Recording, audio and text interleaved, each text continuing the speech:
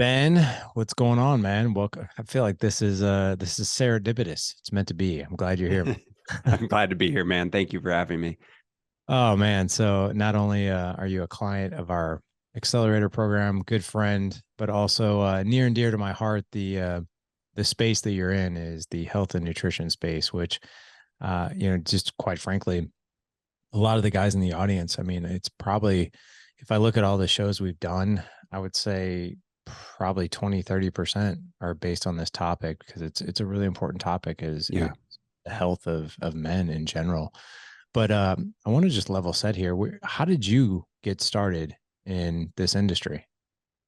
Yeah. It's been a long, arduous journey, but it was really it's so interesting, Larry. I don't know about the other guests that you've had, but I imagine that the vast majority of the guys and gals perhaps that you've had in fitness and nutrition space have gotten into the industry by virtue of really having to figure out their own Oh, yeah. issues and having their own battles, right? And that really was kind of what my path was in terms of one of the biggest struggles I had when I was growing up is I had a lot of GI issues. I had a lot of stomach issues in high school, and I played sports. I I played football. I tore my ACL my junior year of high school, and kind of was really fascinated by the whole rehab process and the athletic training, and kind of was like, maybe I should go to college for athletic training. But throughout this entire time, throughout high school, I went to college and studied physical education, and I actually played rugby for University of Arizona, um,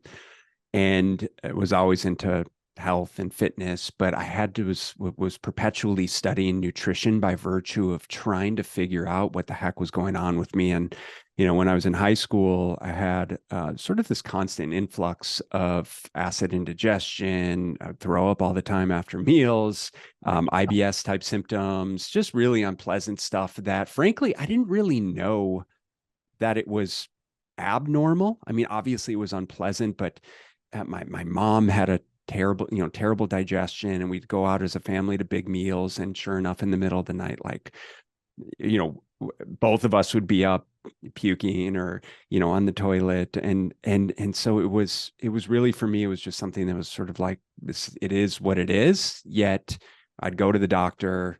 They would give me whatever the latest antacid medication. I was on the Zantac and the Pepcid, and I, at one point I got an endoscopy, and they, send the video camera down your throat to get a video of your stomach and see what's going on. And sure enough, you know, they really couldn't diagnose anything. And so it was up to me to kind of try and figure out what was happening. And over years and years, I started to, figure out like what I could eat, what I couldn't eat, and trying to navigate my way through that realm of digestive distress, to the degree that as I continued to study. So I went to U of A undergrad for physical education, played rugby. I went to ASU, Arizona State University, for grad school in exercise and wellness, and got a master's degree in exercise and wellness. I was working with professional athletes and collegiate athletes, and we put together this great sport performance program at ASU. And my whole thing was, how do I continue to learn the tools that I need to not only be successful with my clientele, but ultimately, like, underlying everything, Larry, was, how do I heal myself? How do I find out more about nutrition so that ultimately I can heal whatever it is that's going on? And so, long story long, it was after grad school that I was really just continuing education, studying with practitioners all over the world, Paul Chek, Charles Poliquin, you name it. And I started studying with a functional medicine practitioner. This was in 2007, out of San Francisco, named Dr. Dan Kalish. And by virtue of really starting to dig into functional diagnostic nutrition, functional medicine, we identified the root of kind of what was happening digestively with me. I had this nasty bacterial infection called H. pylori. It had contributed to just a myriad of degradation with the gut lining. That's what we call the mucosal barrier. And through learning all of that, I was able to kind of slowly and progressively put the pieces back together to initially formulate sort of my nutrition coaching methodology because it worked for me, how to help other people in similar situations get better. And that was really kind of the trajectory of, now 15 some years later, why I am where I am, why I do what I do on different levels. And yeah, that's kind of in a nutshell, why I'm here. Wow. So, I mean, you basically went on a quest to really understand what your own ailments were. You know, what I have found doing this show and this movement is that a lot of guests who have come on, what they've really done is they're now they're a wounded healer. They literally they're coaching other people, they're helping other people, they've come up with a product, with a service, or with something that is in alignment with solving the problem that they faced in the past themselves. So, how prevalent are some of these issues, have you found, with people and overgrowth of gut bacteria and all kinds of other things?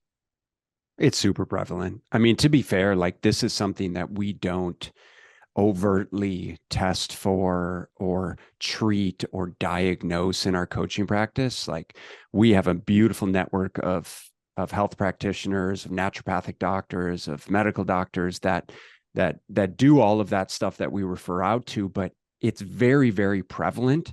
But what we really focus on is sort of much more of the foundational elements of overall health and generalized nutrition and behavior change and all of those types of things. But it's so interesting because it's really one of those fields that's advanced so much in terms of, fields when we talk about like functional medicine or functional diagnostic nutrition or whatever you want to call it. It doesn't matter, but understanding that there's much more at play than just these generalized allopathic diagnoses around you have acid reflux, right? Like it's there for a reason. Your body's reacting for a reason. And so when we continue to titrate down, we observe and understand, well, there's something that is part of our lifestyle, whether it's our stress or our nutrition or our relationship with food or our emotional well-being, that has contributed to creating the environment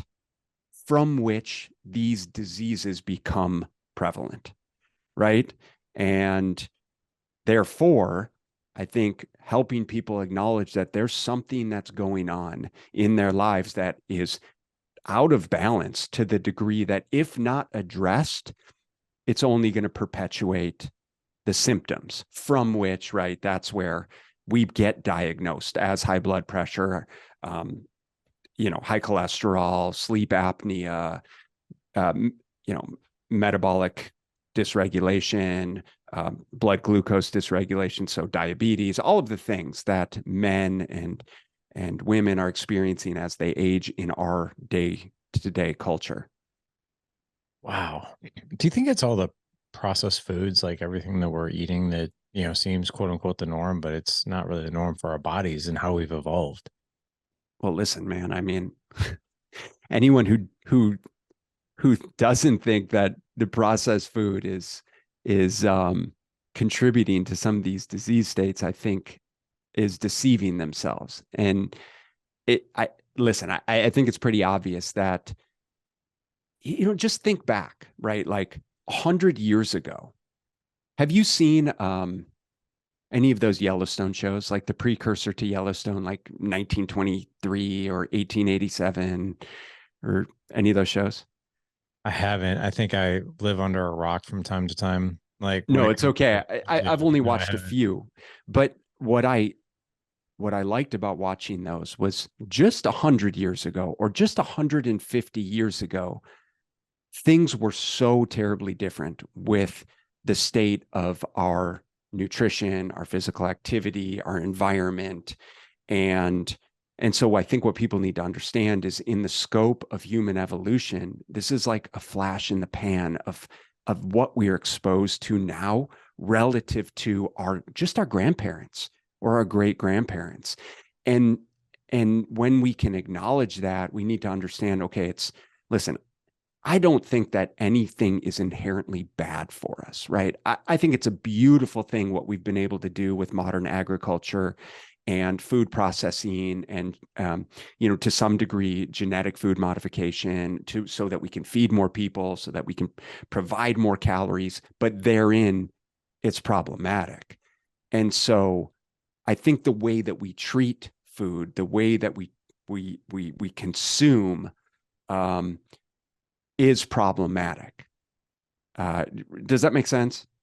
Yeah, it makes total sense. I mean, my wife and I were just talking about this not too long ago, that, it's interesting. We see, some people living into their 80s and 90s, and you look at them on paper and you're like, man, like, how? And then you see people in their 40s who are getting Yeah. cancer, and it's like, man, like what? And then of course there's all these documentaries on how we process food, and Mm-hmm. like what's in, the meat, some of the meat that we eat and stuff like that. And it's pretty freaky stuff.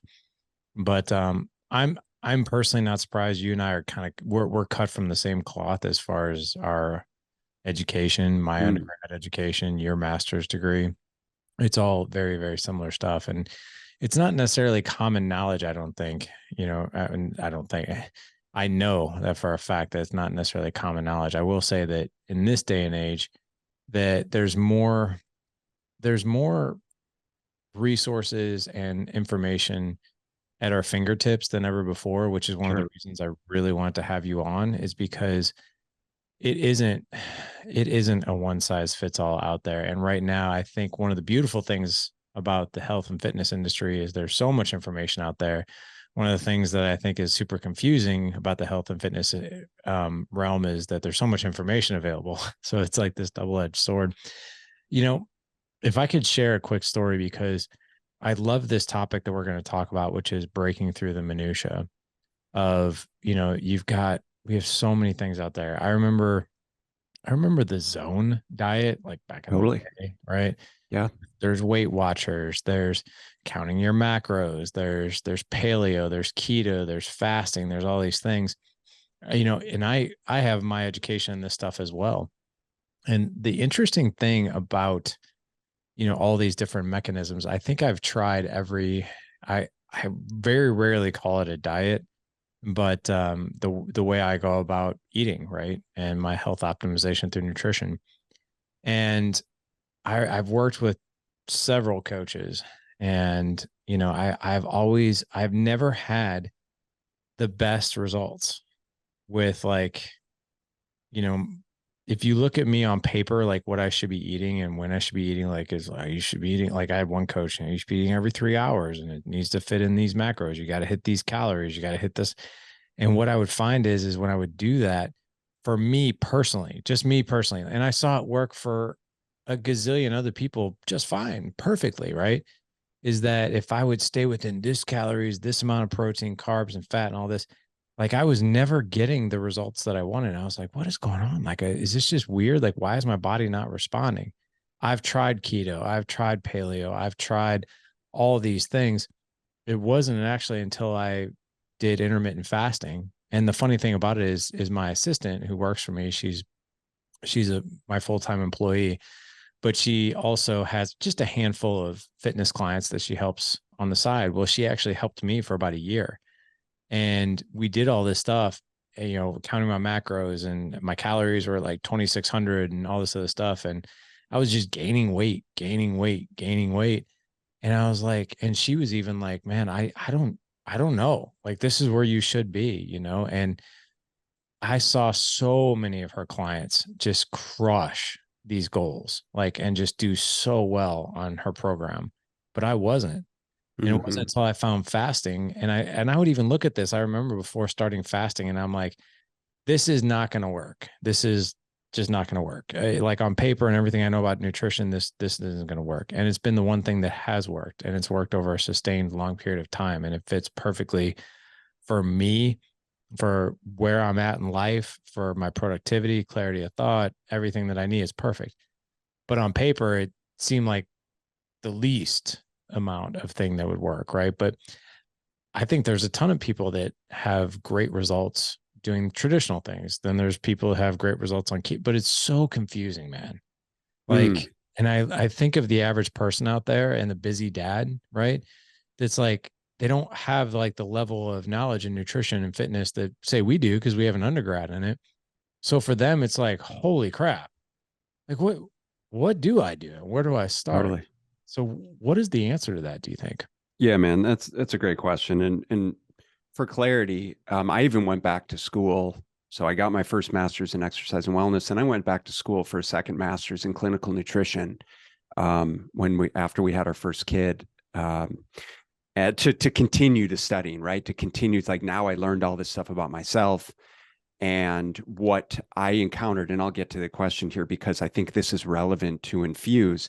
Is I learned one way. I learned a way to get me healthy.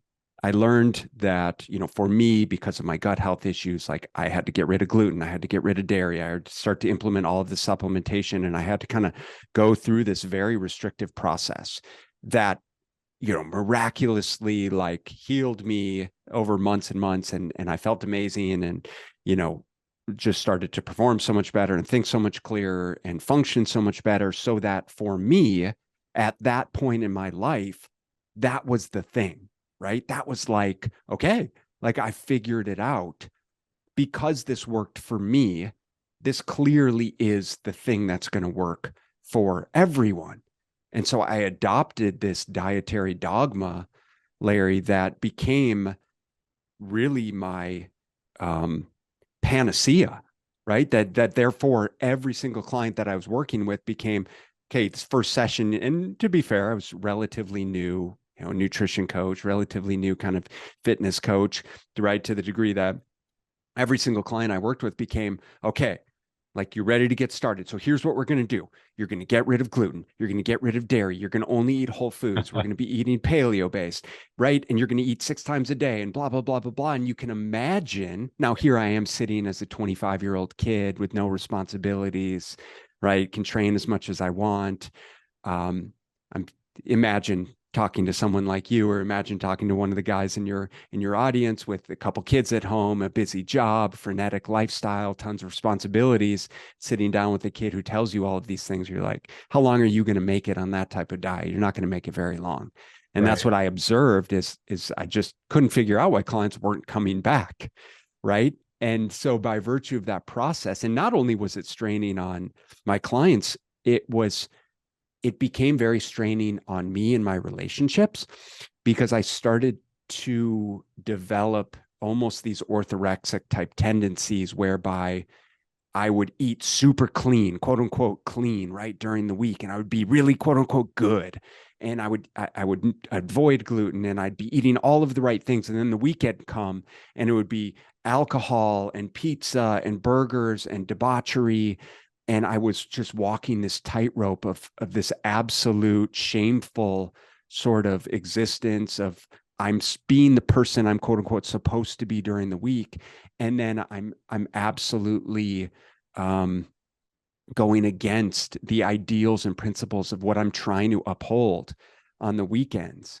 And this was, a couple of years of experiencing this to the point where I realized what I was doing, what was happening, the relationship with my wife. We had a 1-year-old daughter. Me just trying to like be way too strict about what she was eating, what she wasn't eating. I was like, this is not right. There has to be a better way to do this. And that's when I went back to school for clinical nutrition to just be like, listen, I've always been one to be rooted in academia. Let me just find out like more information about what is in the research, what empirically works, and how I can get a much broader picture of how to help people and myself, of course, move the needle. And so coming back to your question, what I've validated throughout the years, right now, let's see I mean, almost 10 years later of enrolling in graduate school, a little more than that. And we've realized there is no one right way. There's the way that works best for you. And like you said, is there's so much confusing and contradictory information that what people need to acknowledge, what men need to identify with and acknowledge is simply that they need to get started and they need to find the way that works best for them. However, the way, right, doesn't have to be overly restrictive, overly difficult. The fact that you found intermittent fasting and it works for you and your existing lifestyle and your preferences and your timeline is beautiful, right? But you also have years of dieting experience under your belt. You Sure. also know how to build out your meals and your portion sizes, and you know how to get enough protein, and you know probably to some degree how to manage your hunger. And you have these foundational behavioral principles at play. But for so many of us, right, we don't know the first thing about how to cook or prepare food or even to think about planning or preparing. And so what I'll say is that we've got to start with the basics, and the basics are different for every single person. But there are some foundational principles at place, in play that are consistent with every single person, right? I think you would agree. It's like, listen, we need to find ways to manage our calorie intake.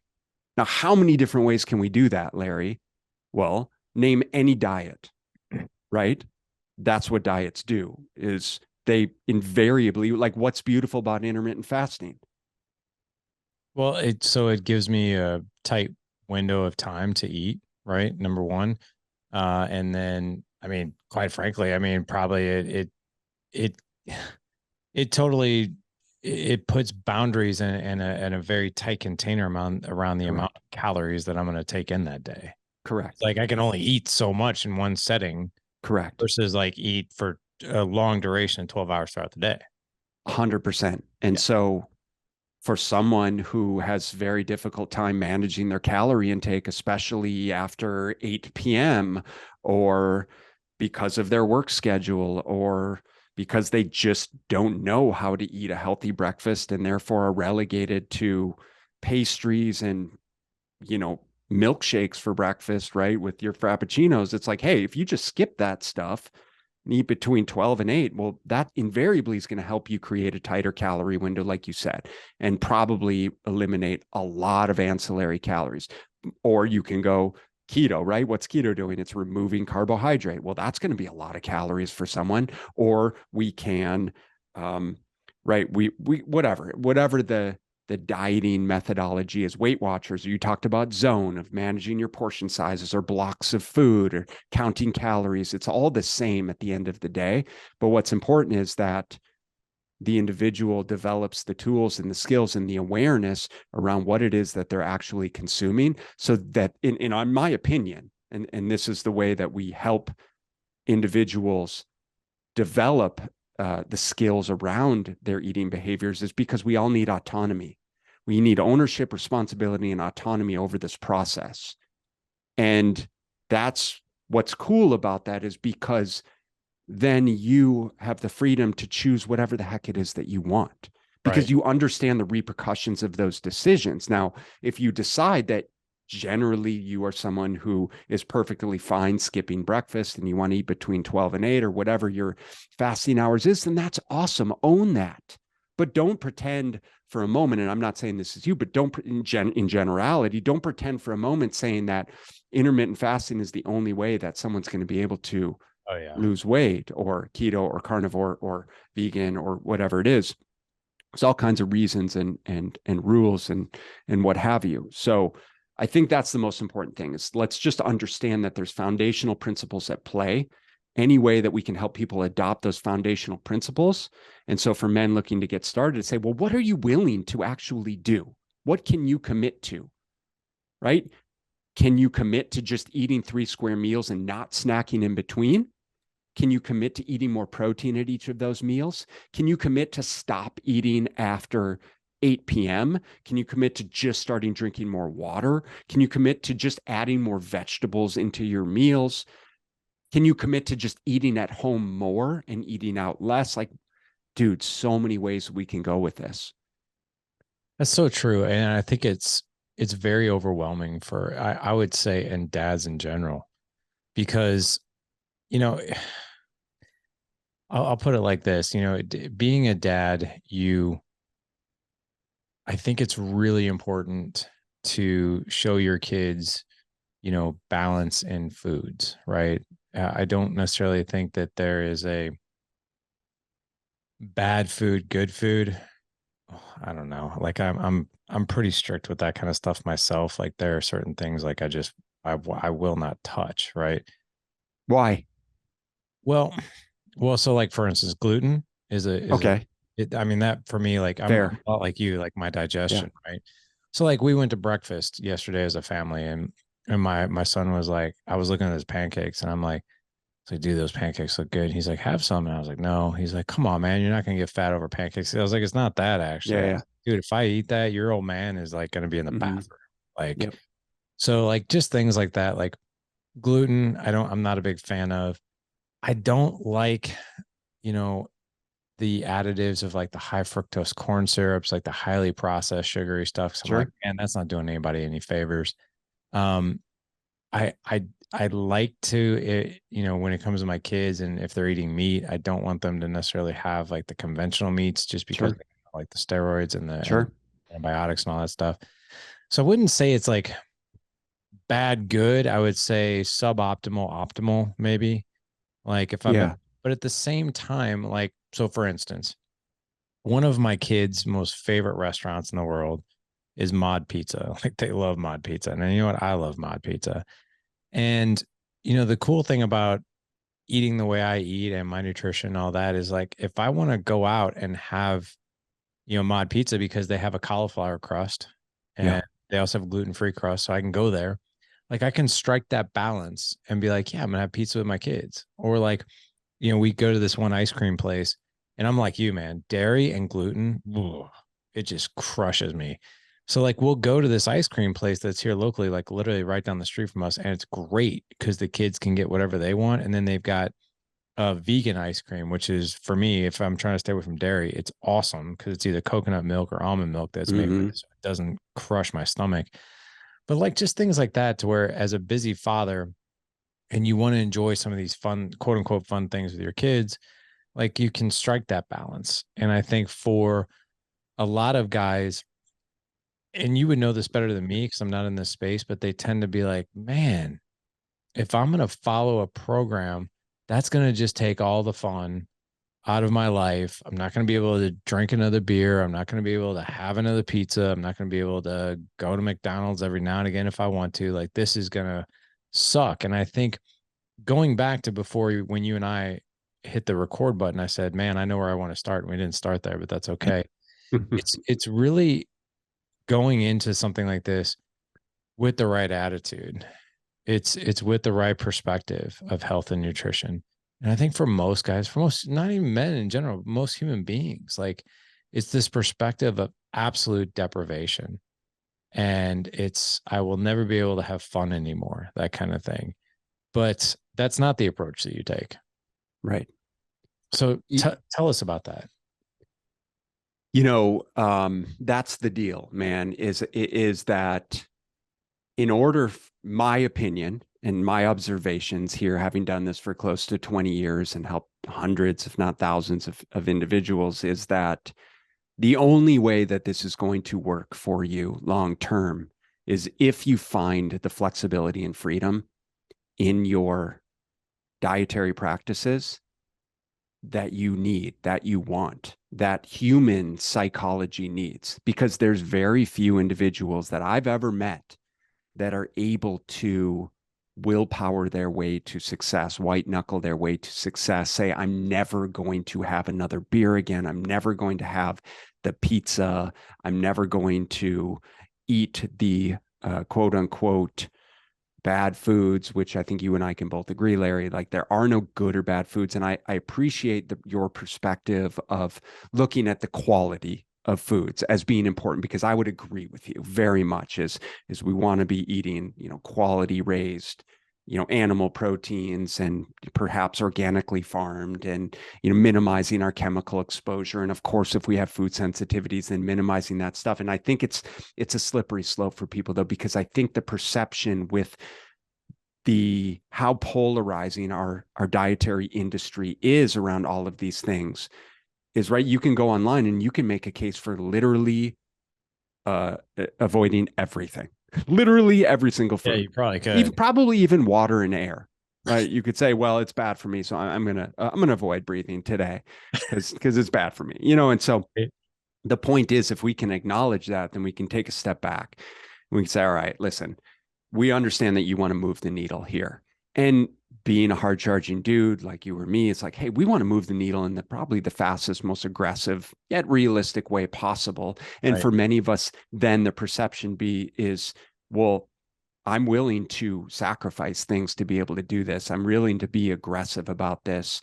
And I think it's about identifying the balance between those things, because again, uh, psychologically speaking, when we remove too many things, then we start to push back. Our body starts to push back, right? If I tell you you can never have mod pizza again, you're gonna be like, fuck that guy, excuse my language. I'm gonna eat, that's all that I want now. And would it be necessary for me to say you can never have that again in the grand scheme of things? No, it doesn't.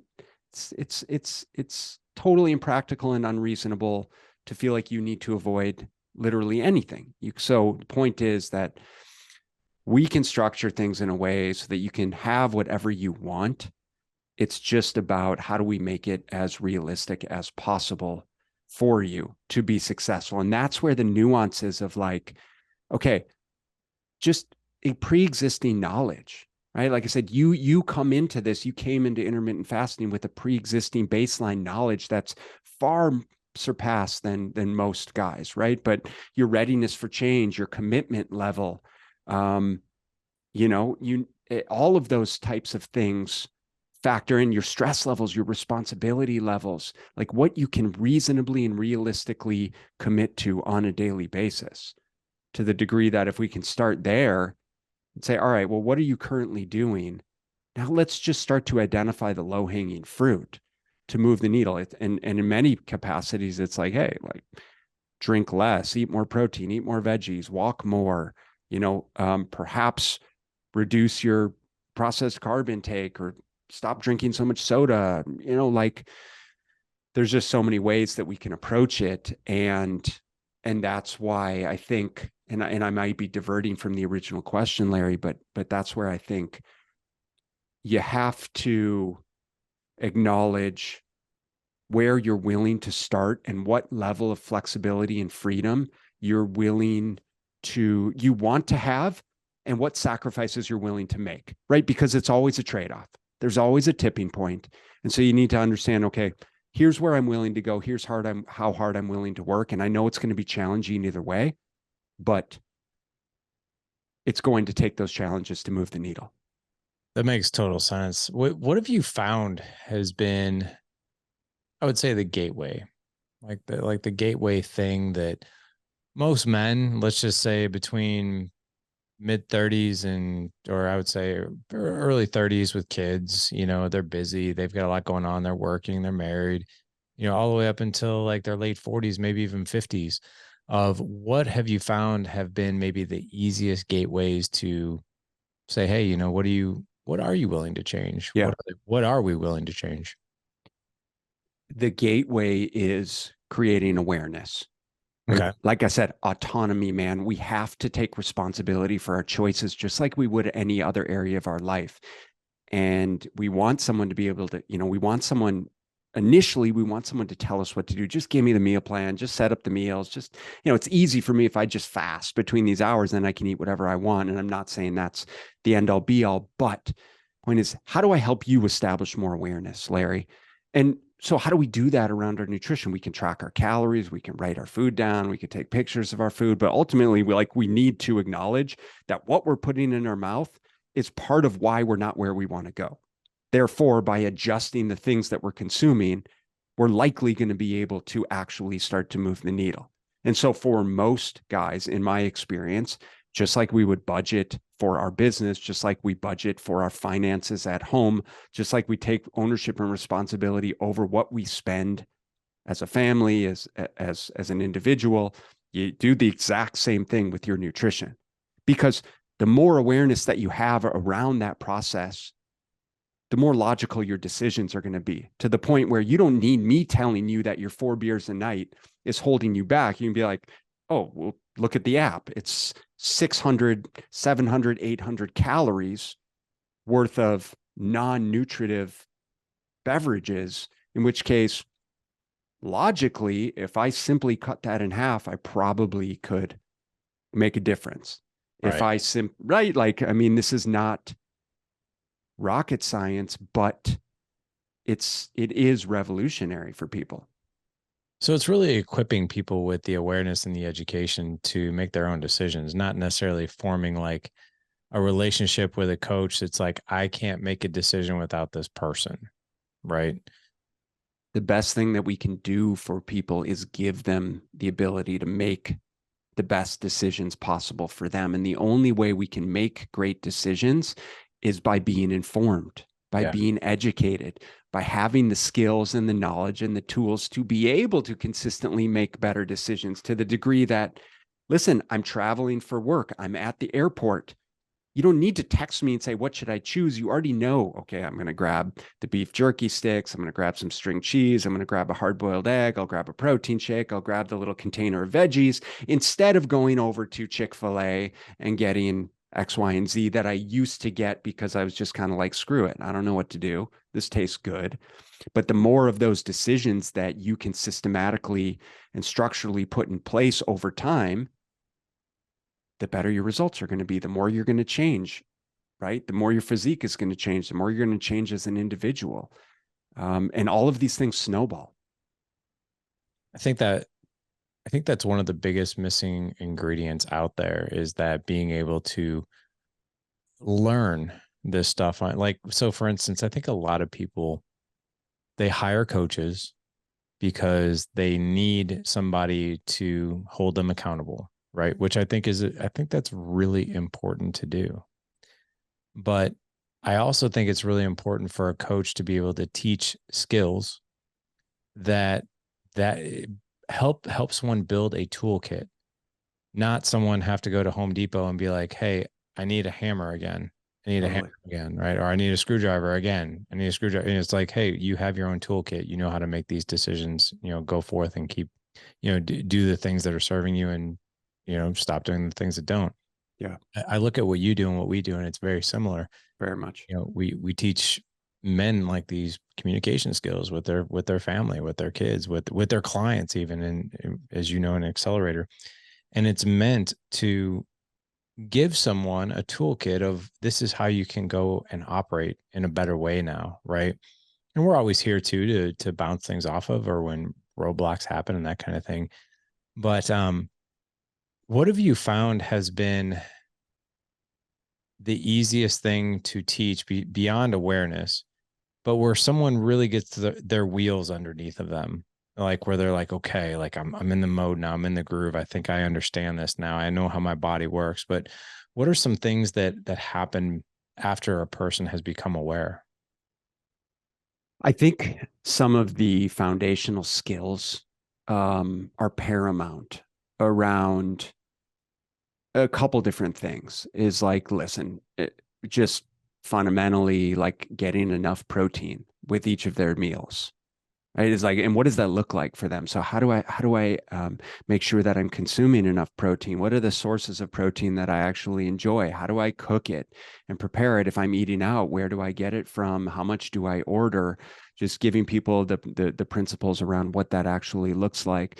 I think giving individuals, particularly men, particularly executive type guys or guys that entertain a lot, sort of the freedom around how to navigate alcohol and permission to know, and the experience to acknowledge that them drinking alcohol isn't going to close the deal for them, right? It's not going to make them better at what they do. In fact, if anything, it might actually deter the progress that they're trying to make, and give them permission to stop telling them the story in their mind that they need to be consuming certain things um, in order to get the deal or entertain the people or whatever that is. And then when they experience the freedom of not drinking under certain circumstances or situations, it's liberating and empowering for them to come to that realization. It's like,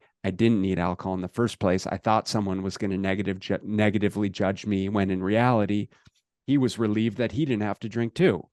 In all of these circumstances that we put ourselves in, giving men permission to stop surrounding themselves with individuals that are holding them back, that are enabling them. And same type of stories of saying, well, I always go to the bar on Sunday and watch football and eat wings and drink beer. Well, why?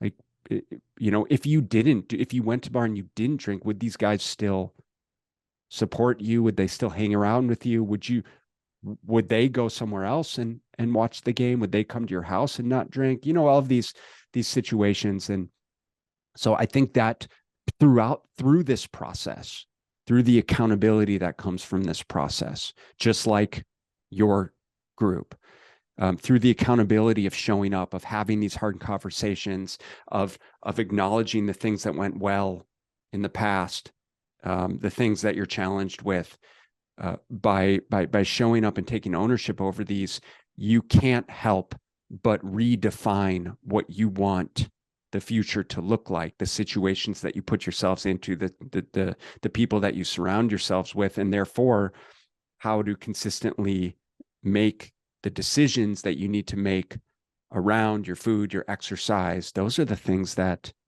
make change. You bring up a really interesting point. Again, I'll say this. I said it about 10 minutes ago, which is I wanted to start here and then I never got there. But I want to get here now because I think it's probably one of the most important things that we'll talk about today. And that is, I mean, right now I'm working with a coach myself for 90 days. Yeah. And we are at this place, and this guy has like opened me up, peeled me open, and and now I'm really understanding some of the things that I do and why. Which before, like you mentioned, the guy who goes, "Why do I do this every Sunday?" And you're like, "Well, why?" Right. Right. We're going through this process right now, which is your beliefs will dictate your behaviors, and it's shined a light on a lot of things that the stories I was telling myself, and the reasons I was doing things, and this is the way I do this, and this is the way I do that, and it's the way I've always done it, like or just things like that. And it's been really fascinating for me to step back and be like, well, why am I doing these things? Mm-hmm. And I'll give you an example. Let me ask this question, and then while you gel on it, I'll share just a quick story. Okay. The question is this. I'll start with a statement. How about that? Because I think it's better. I think it's safe to say that most men, husbands, and fathers have a really hard time giving themselves permission to take better care of themselves. And it could be and going back to stories and beliefs create behaviors, right? The story and the belief could be something like, well, it's more important for my wife and kids to be taken care of, which, you know what? I think that's a great belief. I really, really do. I really do. And I buy into it to some degree. I think it's very noble. I think it's very selfless. I also think it's very dangerous, because if a man doesn't take, and let's just call it 15 minutes, right? If a guy just doesn't take just 15 minutes, preferably 45 minutes in some way, shape, or form, right? But to do something to fill their cup, to take care of themselves, that they're going to be, better, have a better, have more emotional resilience, right? For a situation, because they're taking better care of themselves. Therefore, they're going to show up better for their wife, for their kids, for their business, for their careers, or whatever. Guys have a very hard time with that one, because we think that that's selfish. That's wrong of me to do that. And that's the belief, and that's the story. Another story could be this one. And this one, like, here's an interesting thing. I went over to my mother-in-law's house yesterday, and I was sitting there and I'm not drinking these days. I eat really, really healthy. And she walks next to me and she's like, we need to fatten you up. And I'm like, what? She's like, you're just so lean. You're just so lean. We need to fatten you up.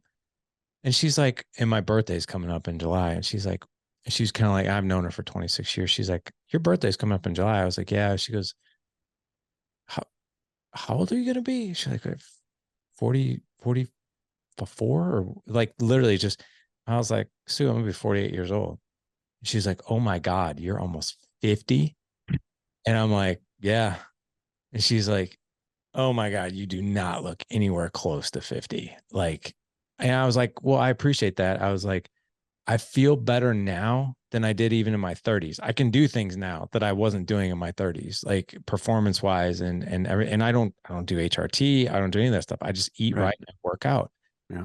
But I've given myself permission to do that. And because of that, I honestly think that I'm better for my wife, not from a physical aspect, but from a mental and emotional aspect. Like I'm like, man, my cup is full, so I can pour.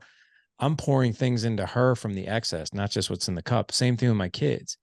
But I had to give myself in my 30s. I didn't take good care of myself. I'm a new father. I don't have time for that anymore. And I got overweight, unhealthy. I was drinking too much alcohol. I was doing a lot of things I shouldn't have done. So I share that with you of like the stories and the beliefs. I would really love to just lovingly punch a guy in the face and say, I love you, man, but please stop telling yourself this. Give yourself permission to do this for yourself because you're actually going to see the ROI in the places that you truly want to see the ROI. But what's your, how do you do that? Like, how do you give these guys permission to do that?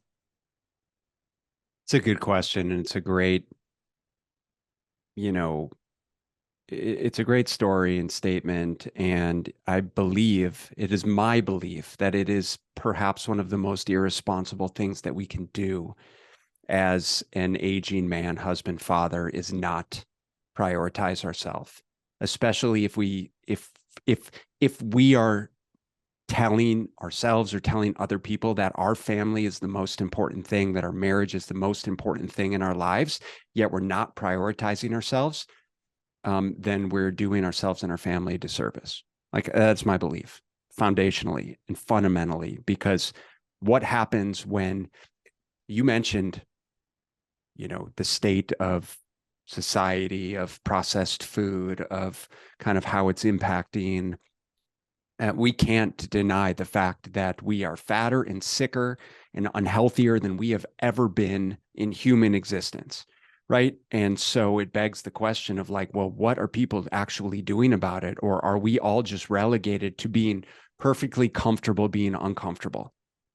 Right? Perfectly comfortable just being status quo, being quote unquote normal Homer Simpson with lipid dysregulation and type 2 diabetes and all of the things that we're succumbing to, decreased quality of life, less muscle mass, right? Like, is that what you want your family to have to deal with when you get into your 70s and 80s? You want them having to deal with your Alzheimer's and dementia and the fact that your lifestyle decisions have contributed to the fact that you can no longer be cognitively, mentally, or physically present for them, because I know that's not what you want for yourself. Right. And so it begs the question of what is stopping you from taking concerted action towards the life that you say that you want to live. And listen, man, I've been doing this my whole life. I'm an outlier. I will say that. It doesn't mean I haven't had periods where I've been a little more overweight. I've been a little more sedentary. I've certainly been had my issues with food and alcohol. Okay, that's fair, but I've never been, and I can't speak to someone who's lived a sedentary lifestyle, who is obese or morbidly obese. So this is my frame, right? However, the tools are out there. They're at your disposal. And it's not supposed to be easy. It's not going to be easy. And I think it's challenging, Larry, for anyone nowadays because of all of the things that we talked about on this call. It's like we have best intentions in mind. We Yeah. want to make change. We just don't know how to do it. And I try things. I went and I did intermittent fasting and it quote unquote didn't work for me. Right. Or I went and did Weight Watchers, or I did HCG, or I'm doing testosterone therapy, or I'm working with a trainer and it's again, quote unquote, not working. Well, you are the owner. What's not working? Why isn't it working? How honest are you being with yourself? How hard are you trying? How long have you tried? Right? How much effort are you actually putting in? And at what point, and how are you leveraging the data to make informed decisions? It's it's just like developing skills in anything else, learning to play an instrument, getting good at business, learning how to run a podcast. How many hundreds of episodes are you in? How many episodes did it take to actually get proficient? It's going to take a lot of time, man. Are you acknowledging that, or do you think this is going to be a 3-month quick fix? The fact that you're 50 pounds overweight, you know? And so that's just, man, that's just one long rant to say that I think generally men are far too comfortable living in the discomfort that they call normalcy, right? And that we need to acknowledge it's like, all right, like I need to find the things that are going to help me effectively move the needle and be okay with literally not having my cake and eating it too, because we're told from everywhere, oh, you can lose weight and still drink beer. You can lose weight and still eat your chicken wings. And that might be true to some small degree, but man, you're going to have to make sacrifices. So what are you willing to sacrifice for the things that you say that are important? Your family, your future, your health, your relationships. What are you willing to sacrifice at the end of the day? Well, don't you think that, I mean, I love where you're going with this, and I'm gonna get pretty in your face as well with this one because I'm really passionate about it. And maybe I'm passionate about it because I used to be this guy, man. Like I was an overweight kid growing up. I didn't lose weight, and start getting fit until I was 17. I had every excuse for you in the book of why my marriage wasn't working. And I had every excuse for you in the book why I couldn't communicate with my wife and why I couldn't be patient with my kids. And I don't need help. Right. And that was my story. And what I'll tell you is I go back to three words, three words when I saw it on social media. And I don't know whoever came up with it, but it was Bedros Koulian, who was a previous guest, posted it on his Instagram, and that is what like did it for me. And I think it was probably about a year and a half ago, maybe 2 years ago. It's choose your hard. Totally. Choose your hard. You know, eating healthy is hard. Well, you know what? Being unhealthy is hard. Choose which one you want to be. Well, creating a happy marriage is hard. But you Totally. know what? Divorce is freaking devastating, man. Or like living as roommates with your wife. That is hard. Like you got to choose which one. I just had this conversation with one of my kids about one of my high school guys about it. He's having a hard time right now with one of his classes, and he's just like, I just don't want to do it. And I'm like, yeah, buckling down and making the grade, so you don't get an F in this class is hard. But you know what else is hard? Summer school. Which one do you want? Because they're both going to suck. It just depends on which one what price are you willing to pay? Right. And this is the other thing too. Like I fully buy into, and I didn't, man. 2015, I'll never forget. Very first mastermind Ben I ever joined was Aaron Walker's. Iron sharpens iron. Hmm. And I'll never forget this, man. He like held a mirror so hardcore up to my face. And it was $500, to join his mastermind per month. The alliance is $500 for your first 3 months, in the alliance. So it's the cost of it is not nearly what even I was paying. I didn't have $500 back then. I had no revenue in Data Edge at that point in time. So it was a massive stretch for me. And I did not buy into coaching. In fact, I thought it was like weak. Like if I have to get a coach, like how weak am I? And then I was like, you know what? Because he told me, he's like, I tried to even talk him down on the price. He's like, Larry, I ain't talking my price down. He's like, listen, you come and do life with me. It's going to be $500 a month and it's going to cost you an hour of your time a week minimum. He's like, there's a price to pay to shorten your learning curve and to get where you want to go. Or you can pay the other price, and that's this, which is go figure it out on your own. Go Mm-hmm. go see how frustrating that is. Or we can speed the process way up and probably elevate every other area in your life. And I was like, and he's like, he goes, here's what I want you to do, man. He's like, I'm gonna let you. We were talking on the phone. He goes, I'm gonna let you go here. Cause he didn't need my money. I mean, Aaron Walker is like insanely wealthy. And he's like, here's what I want you to do. I'm going to hang this phone up here in a minute, but I'm going to say this one thing. I want you to fast forward your life 1 year from today. I think it was like in April I joined. He's like, I want you to think about your marriage, your business, your health, relationship with your kids. And if you do nothing, nothing different, nothing whatsoever different, what is that going to cost you? And is that worth, $6,000 to you? And I was like, it was almost like the it's like every sound in the room like just went quiet. Like, it was like crickets. And I was like, wow. I hung up. He's like, call me in 24 hours with your decision. I called him in 11 minutes and I said, I'm in. I don't know what it was about forecasting. And not that my life was terrible, but it certainly wasn't where I wanted to be. But it was forecasting. This is one whole year of my life. And I know how I'm living it right now. And it ain't the greatest. And is it worth me rolling the dice and taking a shot on learning a few extra things? Is that worth it? And the answer that came back in full force was, yeah, it's well worth it.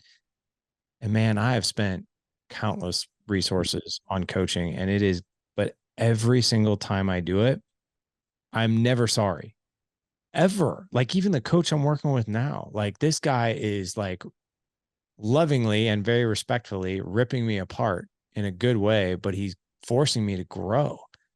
And there's a part of me, it's like, he even told me in our first session, he's like, my role here is to be friendly, but I ain't your friend. Let's get that straight. I'm like, okay.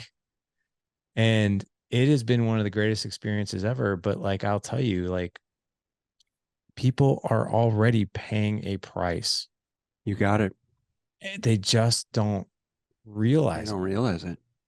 And sometimes, I don't know, like, I No, man, yeah, look, we're already paying. Like, yeah. see, everyone's got a cell phone. They've got $1,000 iPhone in their hand. They're paying over a $500 car payment. The average person spending just under $100 a month at Starbucks. They're paying, Are you a serious? couple $100 a month in cable bills. On and on and on. Right. So, and not only are you paying with your money, you're paying with your time, your energy, Right. um, your shame, your guilt, your frustration, your relationships, the way that you're showing up, the pain that, when you look in the mirror. And so what I'm hearing from you is 100% around, this is not about the change that you're looking to make. It's not about the X's and O's. I don't care what you do around keto or intermittent fasting or vegan, or like, it doesn't matter, man. All of these things do help you manage your calories, but you need to do something. And perhaps the most important thing that you can do to help you make the change that you say that you want is to have some accountability, to actually put your money where your mouth is, invest into the process, invest in yourself, right? To actually hold yourself accountable so that you can have a coach who is going to help walk you down the road to success, because they've been there before and they've done it with other people just like you, just like you're doing, just like I'm doing. Listen, man, I have someone who writes my nutrition plan, my training programs. I have a business coach. I have our men's group. We have almost like a second business coach. We don't need these things, but by virtue of investing, we can expedite the process, Larry. And just like you, like these, for the type of clients that come into our realm, we call our clients invested improvers, Hmm. because they are the type of client who clearly is ready, willing, and able to invest in their success. And they understand that by investing in themselves, by hiring an expert coach that has the knowledge and the resources and the experience to get them from point A to point B to point Z, that they're going to get there in the most efficient, effective, and expedited way possible because they value their time and energy and money and resources, right? And that's what we're doing here. And perhaps for everyone listening, like, you might want to consider reallocating your expenses or your investments, because if these things are important to you, then there's no reason why you shouldn't be investing in yourself and your long-term health and growth and future and family and all of the things that come from you actually showing up in a bigger and better way. Because I can tell you unequivocally, by taking just a little bit of time to improve your health and your being and your cognitive function, and maybe losing a little bit of body fat or just feeling better, like, you're going to show up better in every other way. And it's going to permeate over into your family life. You're going to set a better example for your kids, right? You're going to create a healthier marriage. Your business is going to improve. You're going to attract the right people. You can't not. It raises, right? A rising tide lifts all ships. It just raises the vibration of everything around you. Yeah. And that's what we're trying to create together. I think that's so important. You mentioned as you went off those numbers, I was kind of like laughing. I was like $100 in Starbucks, but It's dude, like $92 a month. I mean, I'm not surprised. I mean, like a freaking like, dude, I barely go to Starbucks. But when I do, like, I'm black coffee. That's Yeah, my me jam. too. Like, right. But I went and got a almond milk latte and a black coffee, and it was $9 and some change. And I'm like, holy crap, is that what people are paying for Starbucks these days? But anyway, I'll share this because I don't think most people know this. So when I started the Dad Edge, and when I actually the way I was able to pay for that first mastermind was I took an $18,000 loan against my 401k. Like, Good. 'cause I was just like, I don't want to dip into, I don't want to have a monthly payment that my wife is going to be like, hey, what's this? What are we doing here? Like, what's this all about? And having to explain that. And I knew that I was serious enough. And when I asked her, I'm like, hey, this is what I want to do. She's like, yeah, yeah. Oh, yeah, take a shot on yourself. Do it. And I think it made her feel more comfortable. I wasn't taking away our monthly income from that. And I will never forget, man, calling my financial advisor. And I'm like, hey, this is what I want to do. And he was like, oof. He didn't like hearing that. And I was like, well, I'm doing this anyway. Like, I have to do this.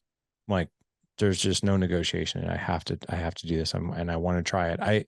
Let's just say worst case scenario, it doesn't work, or it doesn't give me, the benefits that I'm truly looking for. Like, more direction, more confidence, better relationship with my wife and kids, better direction on what I'm going to be doing with Dad Edge, whatever. Like, I guarantee I'll learn a thing or two that will make it worth it. But at the end of the day, I'll look at it as like I invested into a few college classes and I did it. And I'm sitting here telling you today, even after hearing about all those bills, like the cable and restaurants, and that's all true. Like, I'm sitting here thinking, like, God bless. Yeah, people are spending that. And the thing that I want, and the thing that I know a lot of guys who come and do life with us, guys who come, I love the improve. You said Invested improver. Yeah. investment improvers, is that there's a certain mentality that goes with that, which I think is very powerful for the individual who's doing it. And what I mean by that is, like, the way that I think about this and the way that I want other people to consider thinking about this is, you have one life to live. Like, for me, man, and I know you're the same way, I don't want anything left on the table. Nothing. No, I do not want to say coulda, woulda, shoulda. Even if my kids are like moving out and going to college, like, I think about that now. My oldest is 17. I think about hugging him, getting in my car, and leaving that college campus. And even that thought alone, like, chokes me up. But I want to be like, did I leave anything on the table? Did I leave one memory, one opportunity to connect with that kid in the best way possible? Did I leave anything on the table, or did I live all out? Did I give it everything that I had? And that alone, that motivation, that drive to live that way has served in such a good way. And that's one thing that I want to share with people who are going to come and work with you, right? It's like, man, if I can learn some tools on how to optimize my health, that's not just going to help me for 3 months from Mm. now. That's going to help me 5 years, 10 years from now. Right. And I think that's what people really need to remember. Yeah, dude. I'm not going to pretend like, you know, that changing your nutrition, that learning how to exercise effectively is the end all be all, but it absolutely is the bridge. Yeah. It's absolutely the bridge to help people start to show up for themselves, to develop the confidence that they know that they need so that they can just start showing up in other areas of their life. And knowing what we know, when people have these opportunities, when they can start to look in the mirror and feel proud of what they see, I just believe that we all deserve to have that. You know, it's hard enough as it is right now. It's hard enough for kids.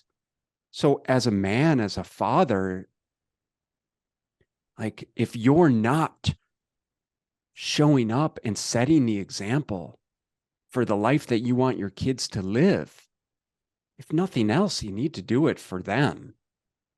Because, man, you have to be so proactive now around what you want your life to look like. And it's almost like you're dodging bullets left and right with the food, the calories, the quality of food, the diets, the exercise programs. Like everything is pitted against us to basically just keep us sedentary and fat.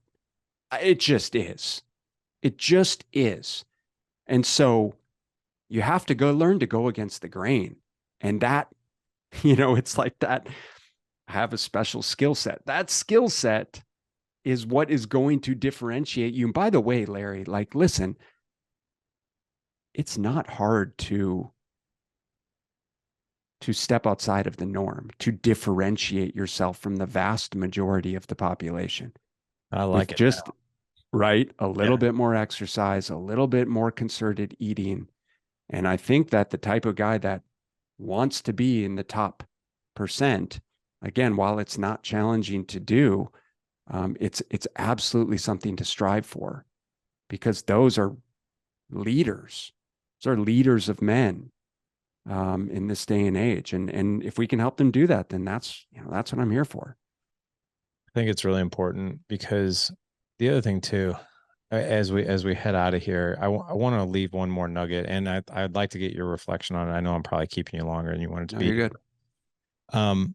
I think there's something that men need to really keep in mind, and it's something that I have now seen the payoff of, and I didn't at first because my kids, once upon a time ago, well, at least my two older ones, I still have 7 and 9, but 15 and 17, they weren't really getting it. I don't think. I think they were absorbing it, they were observing it and taking it in, but it hasn't shown up nearly as powerful as it has now. What we always say in Dad Edge, and I'm sure it's with your mission and movement, what you're doing in the fitness industry, is that what the decisions that you make as a man, as a husband, and as a father, it goes way beyond you. Like these are legacy things that you're doing, right? Legacy things, like you're setting the bar, in such a profound way. And you could be setting it for the good or the not so good. And here's what I'll tell you.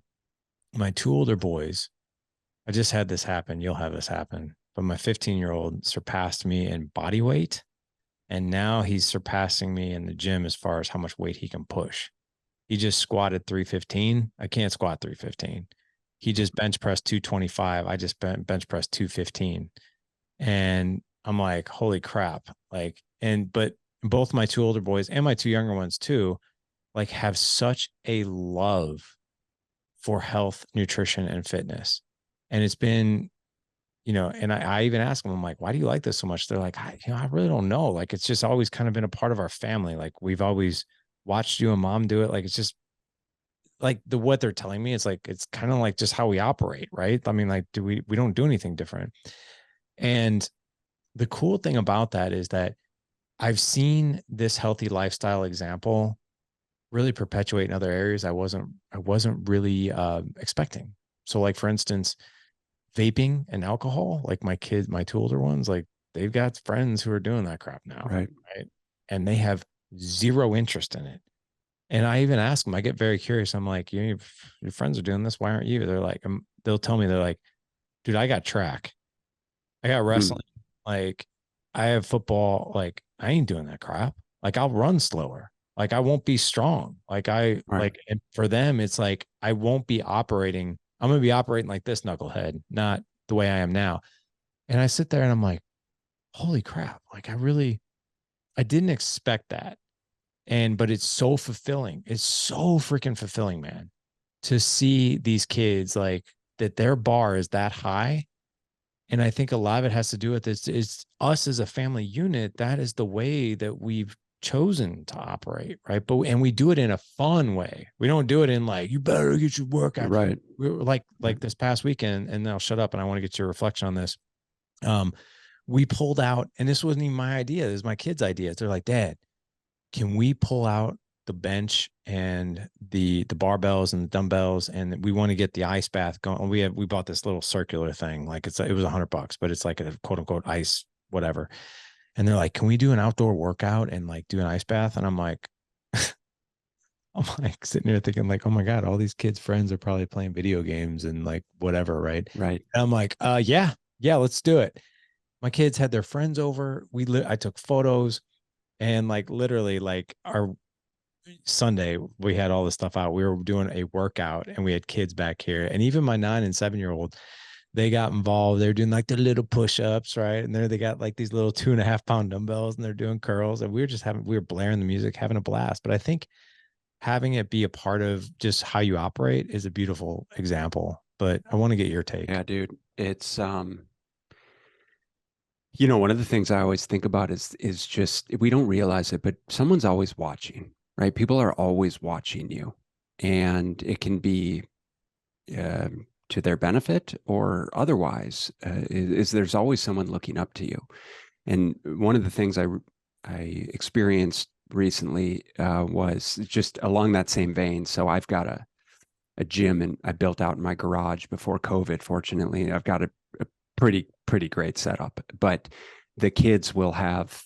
We've got about 30 kids in our neighborhood. We just have this amazing, like it used to, it just like it used, we grew up at the same time. So it's kind of like the early 80s kids were always out playing and what have you. But and that's what our neighborhood is like. And so the kids, so I have two girls, they're 13 and 11 and a 7-year-old boy. And they're always doing like neighborhood workouts. So we've got a big whiteboard in there, and on Friday nights, someone will be in charge of like writing the workout, and then there's a kid on the rowing machine, and a kid pressing the dumbbells, and someone on the functional trainer, and someone trying to do pull-ups with the band, and what have you. And um, a couple weeks ago, it was probably a couple months ago, I was in the gym by myself doing a workout, and I had the gym cracked, the garage door cracked, maybe halfway, and I was riding the assault bike, and one of the neighborhood kids came down, and they always would like come down and just like watch and talk and stuff while I'm working out, and he had uh, like a sucker. It was like 9 in the morning. He had this uh, like what do you call those super lollipop things with the gum inside? Like Yeah, the I don't board know. balls, right? Yeah, Yeah. yeah. One of those lollipops, and I'm like, dude, it's like 9 a.m. Like, why are you eating that? He's like, I don't know. I'm like, do you know sugar makes you weak? Like, sugar's not good for us because of X, Y, Z, and not in a mean way, but I'm just I'll tell them this stuff overtly, and he kind of saw it process a little bit, and he kind of walked off, and then over the past couple months, every time he's around, well, one, he'll come in the gym and try and work out with me, which is annoying but super cute. But second is he's like, "Hey, Mr. Ben, I haven't had any sugar today," or And um, yeah, Mr. Ben, I've been eating more protein. Like my dad and I, we made protein shakes for dinner. Or Mr. Ben, like because he plays rugby with my son too. They play rugby, so we'll be driving down to rugby practice. He's like, "Hey, Mr. Ben, look at the protein snacks that I brought." And it's like a bag of goldfish or something. Like, dude, there's no protein in there. But let's talk through this. What could we add for protein? And so my point in all of this is like, listen, just like you said, Larry, it's like our actions speak volumes, and if we expect something from someone else, we better be upholding those actions for ourselves. And that's part of like my story. What I was so embarrassed about early on in my career is I just wasn't living into the type of coach and person and man that and husband and father that I knew I could be, that I should be, that I wanted to be. And so it's about why I continue to invest in my health, to get uncomfortable every single day. Like I don't want to go do lower body training sessions. Like right there, if there's not a level of fear and nausea induced in every single leg training session, then you're doing something wrong. But it's why I continue to spend, you know, time, money, energy, resources on being challenged and challenging myself so that I can show up in a bigger and better way for my family, for my daughter when, you know, she gets home from school and she's going to come into my office and she'll say, "Dad, come watch me do pull-ups." Right? My 11-year-old daughter, she's ripping out pull-ups. And and why the neighborhood kids are going to remember Mr. Ben from down the street who taught him how to strength train, and how they took those principles of strength training and carried them over into other areas of their life, right? And their relationships and hopefully their overall health. And you just never know, man. And so I think that it is our duty to uphold those principles and values and just ultimately show up as our best self in any which way we can, and knowing and acknowledging that it's going to feel hard, it's going to be hard, but like you said, you got to choose your heart. Amen to that. I think we might name this podcast "Choose Your Hard," right? Because I that's like it. really what it boils down to. So, I want to make sure that the guys can find you if they would like to connect with you further. What is the best place for them to do that? Yeah, we're on social media at BSL Nutrition. BSL stands for Body Systems Labs. You can email me, Ben at bslnutrition.com. Our website is bslnutrition.com. And if you want to have a conversation, just hit me up on social media, or there's certainly a contact form on our website. I'd love to chat and find out more about you and if and how we can help. Yeah, what I can tell you guys is Ben really knows what he's doing. He's we've gotten to know him very, very well. He's a part of our Dad Edge Accelerator program, which is our Dad Edge business owner mastermind. And this man, he, as you probably have heard in his voice, he coaches from the heart. He is not your typical run of the mill fitness transactional coach. He coaches you from the heart. It gives you obviously what you heard today, gives you tools that you can actually use, right? So you can actually build your own arsenal of tools as it relates to nutrition and fitness, taking better care of yourself physically, mentally, emotionally, spiritually. He is the man. We'll have all the links in the show notes for you guys. If you just head on over to thedadedge.com/Friday 107, just to make it easier for you. Again, thedadedge.com/Friday 107. Ben, thanks so much for coming on, man. This was super cool. It was fun to jam with you, man. We almost went an hour and a half, but the Yes. time flew. It was good, man. Larry, thank you so much. I appreciate you having me and letting me share my message. Oh, you bet, man. It was super fun. All right, gentlemen, it's all we got time for today. Remember, thedadedge.com/Friday 107 to contact Ben. Go out and live legendary. Take care.